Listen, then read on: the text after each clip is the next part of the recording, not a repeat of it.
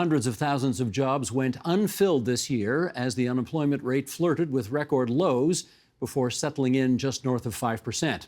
Such tightness in the labour market is not new, and neither is the Government of Canada's go-to solution: boosting immigration. This time, the target is almost 1.5 million newcomers in 3 years. To find out what's needed to make that a success, let's welcome, in Halifax, Nova Scotia, Rebecca Young, Vice President, Head of Inclusion and Resilience Economics at Scotiabank. And back here in our studio, Dennis Darby, President, CEO of CME, Canadian Manufacturers and Exporters. Rupalim Bhuyan, Associate Professor of Social Work at the University of Toronto and member of the Rights of Non-Status Women Network. And Lev Abramovich is here. He's an immigration lawyer at Abramovich and Chern. And we are delighted to welcome you three here to our studio. And Rebecca, good to have you on the program again from Points Beyond. Just to get everybody up to scratch here on what we're talking about, we're going to bring up just some graphics here to put some background on the record. So if I could ask our director, Sheldon Osmond, to bring up this graphic, we'll get underway. The federal government wants to see 1.45 million new permanent residents in Canada over the next 3 years, including 500,000 in 2025. And the highlights of the plan go as follows: a long-term focus on economic growth with just over 60% of admissions in the so-called economic class by 2025, using new features in the express entry system to welcome newcomers with the required skills and qualifications in sectors facing acute labor shortages. We're talking healthcare, manufacturing, building trades, and the STEM fields, that's science, technology, engineering, and math. And then increases in regional programs to address targeted local labor market needs through the Provincial Nominee Program, the Atlantic Immigration Program, and the Rural and Northern Immigration Pilot. Okay, that's some of the background. Rebecca, come on in here and get us started. Is more immigration to help our labor shortages in key areas, is that the way to go in your view? I think the short answer is absolutely yes. Just to put a few more numbers on the table, we've got a labor force of 20 million. 1 in 5 is approaching retirement age. So if you keep in context, we're talking about 1.4 million over 3 years. That's really going to help, but it's not going to be enough. So I think net positive, and I look forward to getting into the details around those positives. And we shall do so. Dennis, let me ask you about your organization, which has responded thus to the new immigration target. The plan's objectives are still insufficient to meet the country's significant workforce needs, particularly in manufacturing. Why did you come to that conclusion? Well, the conclusion is we've had a chronic shortage of labor for the last decade. It is the #1 issue of all manufacturers across Canada. And even today, as we sit here, even in the area that people keep talking about, maybe we have a recession, not the case in manufacturing. We're about 100,000 positions short today. So we think there needs to be more, and you need to continue to push that, push the pedal to the floor to bring more people into Canada, because our workforce especially looks an awful lot like me, regrettably. They're graying, and they're near the end of their career, and that is a real concern. I think you look pretty good. Well, given the good thing I don't work at a manufacturing plant. Okay, give us just a sense. You say 100,000 jobs short right now? Yes. In what kinds of fields? So skilled trades particularly, and general labor. In Ontario particularly, it's skilled trades, but in areas like Quebec, around Montreal, they can't find general labor. In fact, manufacturers are going to great lengths to try to find ways to get people into plants. Okay, Rupalim, over to you now. It's one thing to invite a lot of people to come to our country. 1.5 million over the next 3 years is a lot of people. Do we have the right structures, the right supports, the right everything in place to welcome that number of people when they come here? Yeah, I think those are great questions. And as we learned throughout the pandemic, the world of work is not inseparable from people's housing, people's healthcare, and the safety nets to support those workers. And unfortunately, we have fallen short. When we think about jobs, we need to not only employ people and bring people in through immigration, but also make sure they're decent jobs. And across the economy, we don't yet have equitable pay. We have a disproportionate income for women, for people who are racialized. These problems need to be addressed along with filling the labor shortages. We also need to make sure that people can take time off if they're sick, and they need to make sure that they can care for their families. So we need both the federal government, perhaps through immigration, but also working in tandem with provincial and regional governments to make sure there's decent work and that the immigrants who are brought into Canada or have an opportunity to work here are given status. It's really hard to support your family, to reunite with your family, to make sure that your healthcare needs are met, to access basic needs if you do fall ill, if you have a precarious status. So we need status for all immigrants on arrival, ideally, as well as decent work and decent jobs. That is, if I may say, a rather enormous wish list, a lengthy list of agenda items that need satisfying there. How close do you think we are to accomplishing what needs doing? I think that these are possible. I think that when people work collaboratively, especially having people at the table who are directly impacted by this, we'll have creative solutions. I think if we're only looking at the labor and the economy from the eyes of those who benefit the most, unfortunately those with the capital, then we'll probably have solutions that meet short-term needs, but at the cost of our Canadian society. And a big reason people come to Canada is because of the promise of having a fair and equitable society, and I think we need to work together for this. Is there anything, Dennis, on that list that you object to? Of course not. In fact, I know, give you examples of manufacturers who've had to do exactly that because our system isn't so well positioned.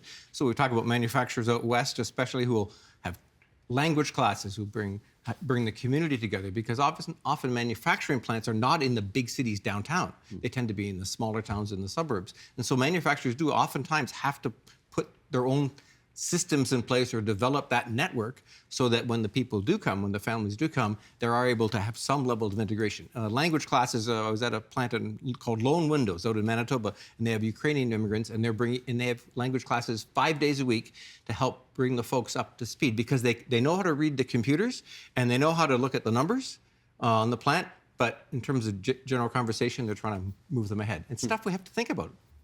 Lev, let me get you into this discussion, because I pointed out at the beginning that this new plan has some significant regional aspects to it. And I wonder how significant you think that is to the overall potential success of what we're trying to do here. I think it's a step in the right direction. I don't think it's nearly enough.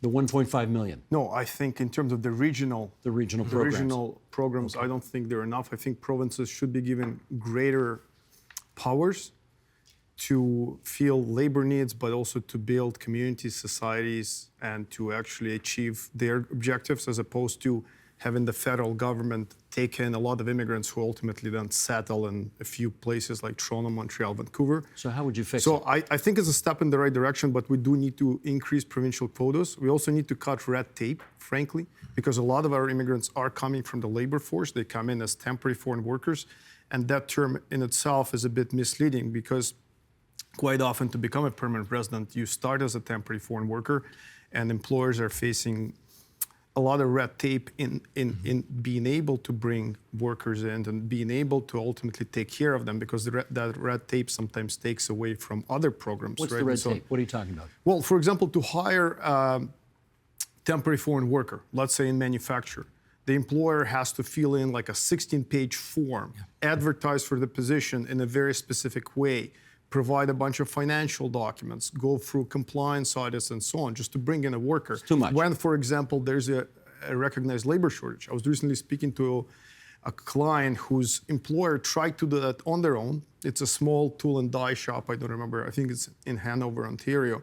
And essentially they got rejected because the paperwork was so complicated. They had to hire a lawyer and go through that. I'm an immigration lawyer. I'm mostly on the immigration litigation refugee side. But frankly, a lot of this stuff companies should be able to achieve without lawyers. So cut red tape, give provinces more power to welcome immigrants and to sort of meet targets. And also make sure that the system is equitable, so people are not waiting for 6 months to 12 months for a work permit, so that families are not waiting for years for permanent residency, because that ultimately takes away from their ability to integrate. They're not sure whether they're going to stay or whether they're going to have to go back. So a step in the right direction, but more needs to be done. Let me get all of you to weigh in on, let me put it this way. I can imagine there are people watching us or listening to us right now who are saying, this is a great deal of effort being undertaken to bring new people who are not yet here to our country, and it takes the government's eye off the ball of trying to do a better job for those people who are already here. I can imagine that view being expressed. Rebecca, can you weigh in on that and tell me whether you think that is an acceptable view to hold in this case? Well, I think I would, maybe caveat it a little bit is that what these very ambitious immigration targets are showing us, they're exacerbating some of the challenges that exist. So they're not related necessarily to newcomers coming to the country as much as, structural challenges we've had as a country. And I'll just point to three examples that, I would argue speaks that we need a more holistic approach beyond just immigration. But one, we have very weak productivity. And that really, we've basically been growing on labor. So we need, better incentives to invest in capital and invest more in people as well. So that is independent of whether we're bringing more Canadians into the country or not, or more newcomers. A second big problem that we have is that we have growing gaps in our infrastructure, our social infrastructure, health, education. And so again, that is something that, a growing population is going to exacerbate, but those pre-exist, or those exist regardless of whether we bring in more Canadians. And the third challenge, I would say, is around housing supply. We all know what's gone on in housing markets. And so I would say, growing our population, while in the long term it's a net positive, the numbers alone will exacerbate these pre-existing challenges. So I think we do, that does beg the question of, yes, very ambitious targets can be good in the long run, but you need to figure out kind of those milestones along the way to make sure that it's not a bumpy road that actually could lead to backlash and lead to Canadians asking that very question that you suggest. Okay, let me put those ideas to Rupalim. You've heard these three reasons why we might want to think about. I hope I'm not putting words in Rebecca's mouth here, but we might want to be careful about $1.5 million. Right. In the long run, it might be Right. great, but in the short run, it's potentially problematic. Should that give us pause?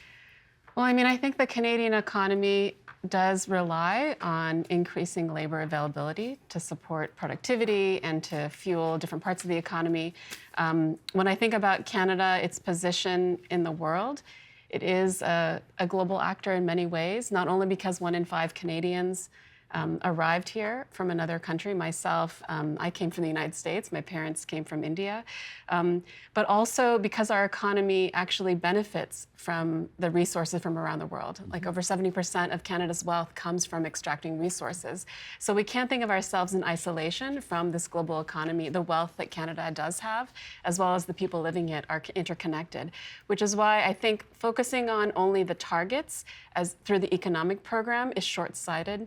People need to have a fair society, a robust society, being able to reunify with family members. Many people coming into Canada today are not granted permanent residence. The vast majority actually are coming in as international students, as temporary foreign workers, some humanitarian refugee populations. Many of those folks have to wait 5 to 10 years before they can get permanent residence, especially if they don't qualify on the very stringent requirements for permanent residence through express entry, for example. So in order for us to have a just society, and I think Canadians take this for granted. We think of Canada as a space, as a haven for these ideas of rights, of democracy. We really need to wrestle with the institutions we have, whether it be housing and income and childcare. So immigration can be part of that influx, bringing new ideas, as long as people are treated fairly. And also in respect for all the communities here, working with economic recovery, both for the racialized, the gendered minority populations, the indigenous populations. These need to happen in tandem. And I know it sounds complex, but I think we can do it. Out of curiosity, you came from the States? Whereabouts? I grew up in St. Louis, Missouri. And why'd you come to Canada? That's a good question. I think at the time I was looking for a job. You got one? And ironically, the university was hiring someone looking at global issues in social work. And that was what I was doing. So here I am, and I study immigration. So it has been a great place to live and study immigration. It's also, unfortunately, an important place because of the growing inequality. And I don't mean to say that I want the inequality, but it has been an interesting place to see how the two come together. Incredible opportunities and wealth in Canada, and also growing inequality. And this is something I think we could do better. Interesting. Lev, your view on that issue of whether we ought to focus more on those who are here already as opposed to thinking about bringing more people in? Well, a couple of points, and Rupalim, I think, mentioned an important aspect of this. It's not that just the PR targets, the permanent residency targets, but Canada welcomes around 500,000 students a year. Many of those students are sold a dream, frankly, by consultants abroad. You'll study in Canada, you'll have an opportunity to immigrate, and so on. That reality is not there, and Canadian universities are using those students, in fact, as somewhat of a cash cow. Cash cows, for sure. Right. Yeah. And those students are living in sometimes in pretty poor conditions, working 2 jobs and so on, and at the same time they need housing. Do most stay or go back home? Well, most, unfortunately, under the current system, do go back home, and we should have a conversation about the number of international students. Is that sustainable? Are they benefiting? Is Canada benefiting? And is this a short-term solution? People work for a year or 2 and then go back, right? So, and more needs to be done in educating students in terms of, here's the reality, right? You may not be able to transition. This is how much housing costs and so on. The other thing is foreign workers. They do face significant challenges in transitioning. And I think there should be a separation between those who already work in Canada and those who are coming from abroad as permanent residents. Like the streams shouldn't be all a part of express entry, in my view. If you worked in Canada for a couple of years, you have a job offer, it shouldn't be that difficult to transition. We shouldn't have a sort of a permanent temporary class, if you will, especially in so-called low-skilled occupations where people are really struggling to transition, right? So I think we should have a broader conversation about how many people are coming in, what is available in terms of housing. Are people being appraised of how expensive it is to live in Canada? Because I can tell you the minimum income requirements that IRCC sets, in my view, are way too low for the reality on the ground. And in speaking to immigrants, I find that there's a lot of frustration, and because there's a sort of a disconnect between, waiting for 2 years, finally coming here, and all of a sudden you have to drive an Uber because you can't afford to look for a job immediately and so on. So I think we need to have a broader conversation, and I think that is something that I think has been missing. We're focused just on the numbers, but we're not focused on sort of what are those numbers achieving, what we can do better, international students, temporary foreign workers, and so on. The numbers in and of themselves don't tell the whole picture. Dennis, can I get you on that original question? Yes, I think, first of all, these are all really important points because you think about it, if we bring a student from another country and train them at one of our community colleges to be a mechanical or electrical tech, and we know they have jobs, the jobs are waiting for them, our sector is short, about 2/3 of all the shortages in our sector are in those areas.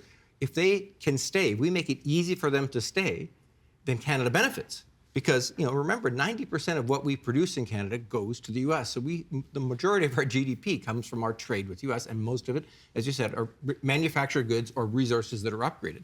So we need to make sure that these folks, first of all, their credentials are recognized when they come in from outside. That's a Canadian problem we have anyway, because we don't even recognize credentials province to province. But they need to be recognized when they get here. We need to make it easy for them to transition. If you've got a job, if an employer is willing to sponsor you for a job, we need to make that has to count. And if you're gone through a community college or university and you're qualified and you have a job offer, that should count as well. So exactly, we have to have places for them to live. In fact, one of the sad things I've learned about in the last couple of years is companies saying, I really can't expand because there's not enough housing in the town. And until the housing catches up, we're gonna keep turning down work. Similarly, we've heard of the companies saying we want to adopt new technologies, as our colleague said in Halifax, but I don't have the people that can even run the machines, so I'm just going to wait. And so I think there is an urgency. The numbers are urgent, but also making sure that we have the infrastructure that supports, because we need these workers. It's the next generation, especially now, not put too fine a point on it, as we do this transition from to a low carbon, high electrification economy. We need all the smart people and all the hardworking people we can get to get through that transition. Today, at the current rate, we're falling behind. Rebecca, when we, in Dennis's words, have to wait because we don't have adequate housing, or the employer just doesn't see the circumstances in the field that would allow him or her to add more people, more employees, what does that cost Canada, in your view? Well, essentially, that is costing us growth. If you think GDP very simplistically is the number of hours worked times the labor productivity of those workers. So it really is meaning that we are stifling our own growth. So these sectors can't produce more to meet demand that's out there.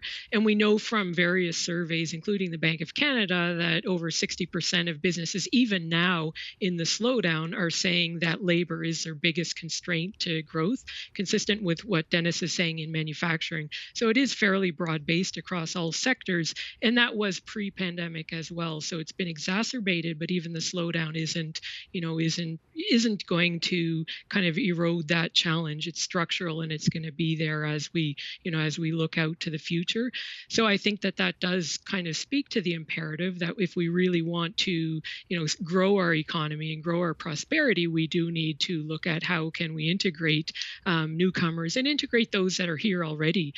Building on some of the points my colleagues made, we have to be sure not just to focus on the ones arriving, kind of the new targets, that we know that 2/3 of newcomers have university degrees, but only 1/3 of them are actually working in positions that require them.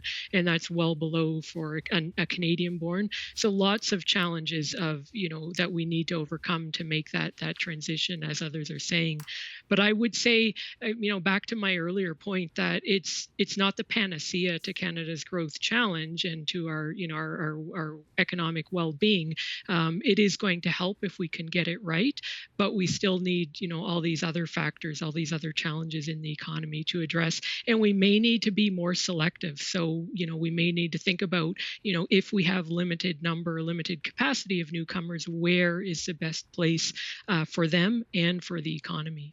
Lev, if you're immigrating to Canada and you don't have a job offer, how difficult is it to enter and or adapt to our society here?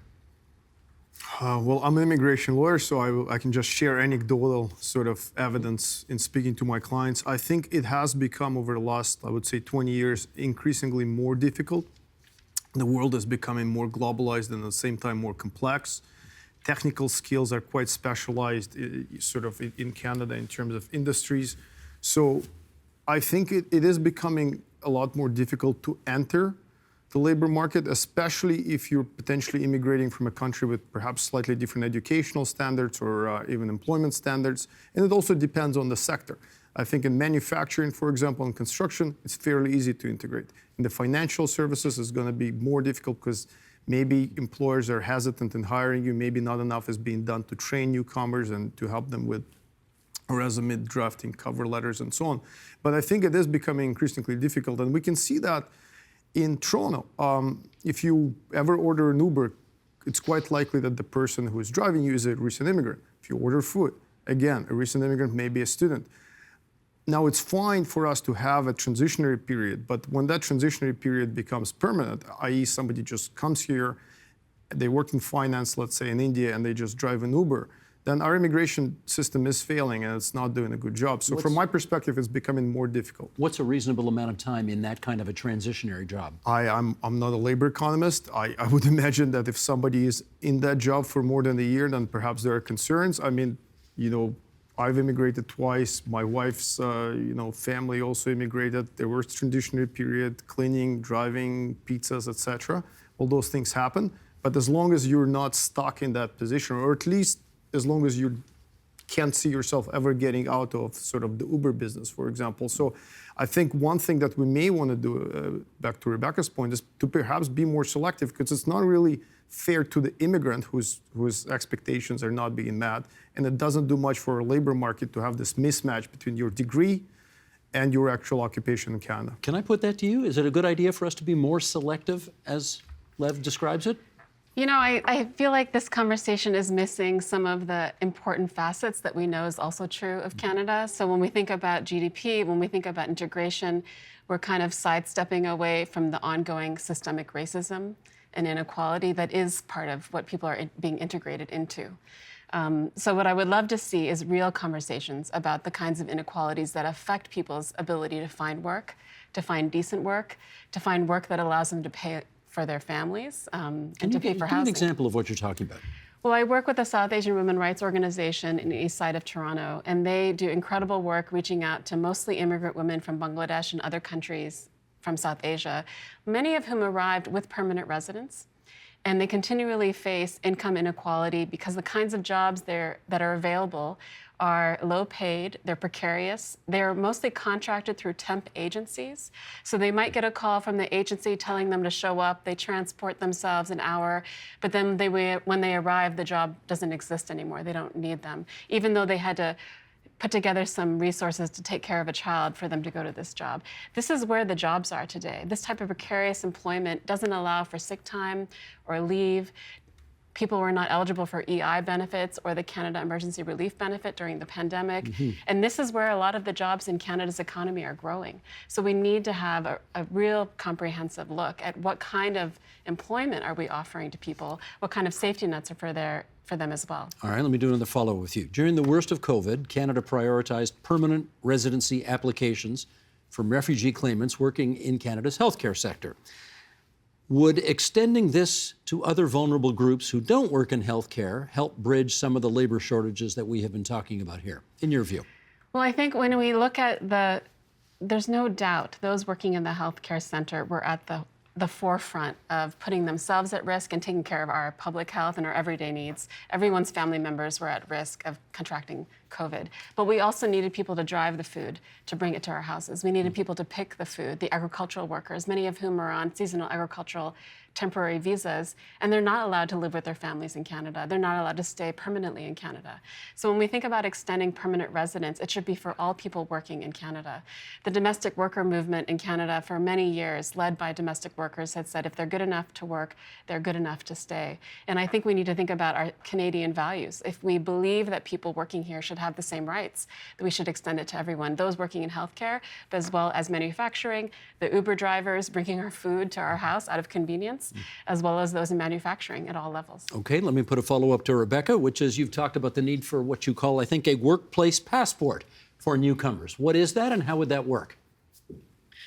Well, to your earlier question to Lev, like realistically, how long should a good transition be? I think 5 years max, in the sense when somebody hits the ground, it should be a joint passport held between the individual, the employer, and the government, whereby, where do you want to be in 5 years? What sort of training and integration do you need to get there? And point being also that I think employers need to bear some of the responsibility in this transition. So if we're going to have limited numbers of newcomers, and I say limited using that 1.4 over 3 years, that is small relative to the gaps out there. We should look at the employers also that are willing to invest in those individuals.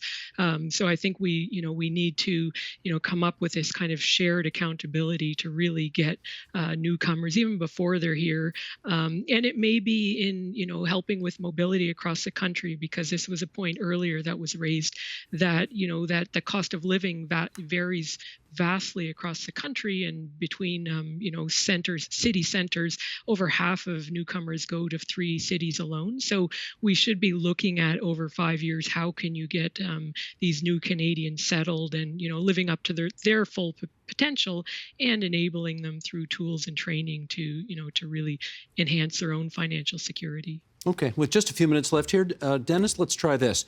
One concrete policy solution you'd like to see the provincial government bring in, apropos of the numbers the feds have put on the table, the provincial government bring in to help facilitate all of this? Well, I was going to say, one of the things my colleague said earlier, we need to have a stronger role for the provincial governments in terms of setting the priorities and setting the rules, and not forcing, encouraging employers, and employers I know in our sector will, to really be part of owning those folks, not when they're here, before they get here, as a trusted employer, as a way to ensure that they are integrated, that we have programs in place, and we recognize their credentials. The idea, in Ontario in particular, our industrial infrastructure grew on immigrants. My parents and their parents, and many others, and they did that in a time when it really it wasn't very difficult, because people came from all over the world to Ontario. Now it's more complicated. Manufacturing is located sometimes in big cities, sometimes in small cities. We really have to look at it province by province. It's not the same. You're going to give me a policy prescription, though? So I think what the Ontario government needs to do is we need to use the money the federal government provides. They provide a lot of money for training and integration. Use that money to really target industries where they say we really need to bring people here, and we want to encourage companies to do it, because I think it could make a real difference here. It can make a real difference in every province. But look at Ontario. We can't just talk about how many people we want. We have to say how we're going to integrate them, and we'll be at the table. Last minute, same question to you. Cut the red tape when it comes to bringing in foreign workers, and then allow those foreign workers to transition to permanent residency via truly streamlined paths. It shouldn't be that difficult, and people should not be stuck in this temporary status without hope, without the opportunity to transition, and that is ultimately hurting our society and our economy. Oh, what percentage would you say of your clients end up giving up here and going back to where they started? I would say a very low amount. I can't personally name one off the top of my head, but I also have a very sort of specialized litigation-driven practice, immigration litigation-driven practice. I think across the board, however, just because people are not giving up and going back doesn't mean that things are working. Doesn't mean it's working out, right? I want to thank everybody for participating in this discussion tonight on TVO. Rebecca Young from Scotiabank in Halifax, Nova Scotia. Rupaling Boyan, Associate Professor, Social Work, University of Toronto. Lev Abramovich from Abramovich and Chern, the law firm, immigration lawyer. Dennis Darby, CME, Canadian Manufacturers and Exporters. Thanks, everybody. Thank you. Thank you. Thank you. Thank you. The Agenda with Steve Paikin is made possible through generous philanthropic contributions from viewers like you. Thank you for supporting TVO's journalism.